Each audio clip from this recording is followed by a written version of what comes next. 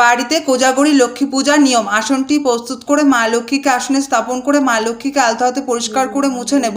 এরপর সিঁদুরের তিলক, এরপর লাল চন্দনের তিলক পরিয়ে দেবো। মাকে একটি লাল ওড়না নিবেদন করব। মাকে আলতা সিঁদুর নিবেদন করব। একটি ধানের ছড়া নিবেদন করব। একটি ধানের কাটা নিবেদন করব। মাকে চন্দন সহযোগে একটি ফুলের মালা নিবেদন করব। বস্ত্রস্বরূপ একটি মৌলি সুতো নিবেদন করব। এরপর ঘরটি প্রস্তুত করে নেব। তাই পিতলের ঘটে তেল সিঁদুর সহযোগে মঙ্গল চিহ্ন অঙ্কন করে নেব। এরপর ঘরটি জলপূর্ণ করে নেব। ঘটে কিছু মঙ্গল সামগ্রী নিবেদন করব।